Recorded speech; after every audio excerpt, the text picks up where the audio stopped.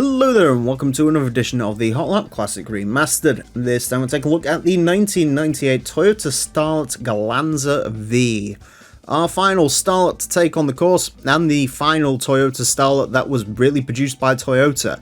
I believe the next generations of these cars were rebadged Suzukis and they came later.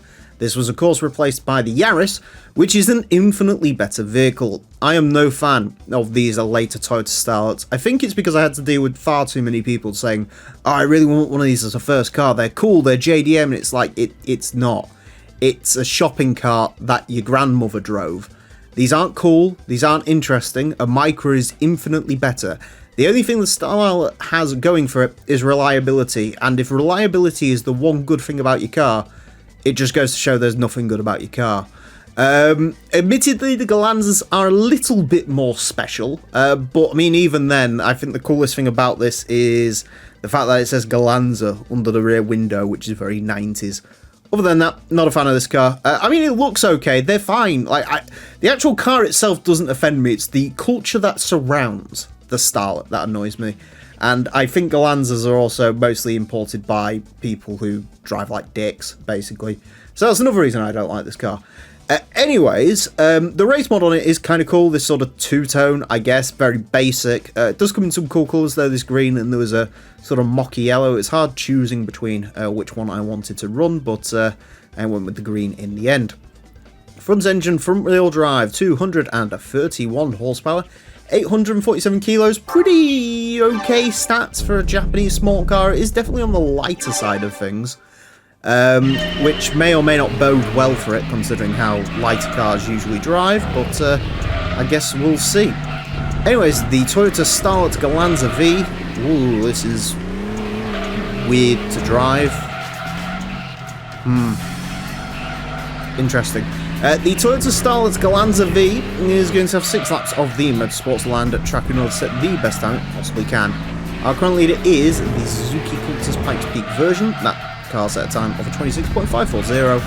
The Glanza V isn't beating that. In terms of where this is going to go, the 96 car set a time of a 31.5... where is it? 597. So I suppose that's the goal for this, is to beat that. But straight away I'm noticing one or two issues. One, this has the sort of low grumbly engine note, something like a Mazda Demio has. Which is quite cool, actually, I'll give it that. But it does mean you really have to watch the little rev counter to see when you're actually changing gear. The other more interesting bit of this car is it feels very strange to drive. This has... We've seen this with a couple of cars, but I think this might be the most pronounced I've ever seen it, where it almost feels like the steering isn't coming from the front end of the car, it's happening directly in the middle of it. Now, for reference, that's how most racing games actually work, I believe. The sort of pivot point for the wheels is sort of underneath the car, and the idea the front wheels are turning in is an illusion. That's sort of not so much recently, but in the past that's how racing games handled it. And normally you can't tell, but in this, yeah, you can tell. It actually almost feels as well like the centre of gravity is sort of right at the top of it on the green roof. And so, as a result, every time you go around a corner, it almost feels like it's going to tip over, which obviously it can't do because it's GT2, but yeah, very bizarre, strange car. Don't like the way this drives at all. You know, again, I'm not much of a Glanza fan, but I'm kind of happy I'm not in this case, because this is not very nice at all to drive. Yeah. I mean, in terms of other Starlets, it is worth mentioning the quickest of all of them is the 87 Turbo S, which I actually do quite like. So, if you are going to go for a Starlet, go for that one. However, if you absolutely need to go for the 98, my advice to you is don't fully upgrade it, because apparently, if you do, it starts to drive a little bit weird like this is doing, and not normal, and not good. Yeah, what a bizarre thing to sort of pilot and drive.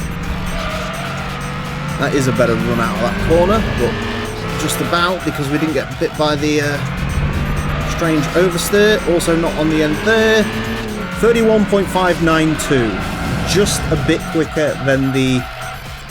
and God, you saw there, I literally spun it just by... that is bizarre.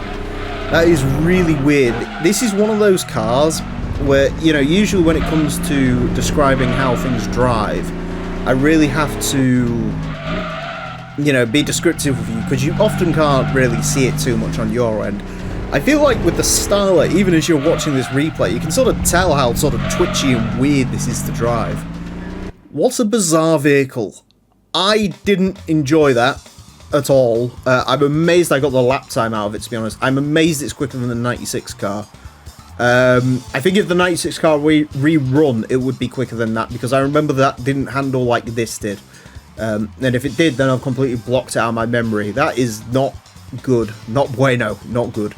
A 31.592, nevertheless, we'll put it into 416th place. Goes in between the Mazda Unos Cosmo and the Peugeot 306 rally car, another car that would be quicker than it if it ran today. It is quicker than the Elan S2, the 96 Starlet, the Nissan Pulsar Series N1, which is a better car to drive, but just doesn't have the speed, Sprinter Terreno, Mugen Civic Ferio, Volkswagen Lupo. It is fractionally slower than the Nissan March G Sharp, which is a much better vehicle than this. Slower than the Megane, slower than the Demio GLX, again that ran ages ago as well. Yeah, just not good in any way, shape or form. The one thing I will say that was quite good about it is the actual sort of speed is pretty good in this. The sort of acceleration out the corners and stuff, very torquey little motor, but yeah, the rest of that's just bizarre and I didn't like it, and I don't recommend that under any circumstance. So there you go, that definitely hasn't improved my opinions on the Starlet, let's put it that way. Anyways, that's it for this episode. Thank you all very much for watching. Join me next time when I'll be driving something completely different. Until then, farewell.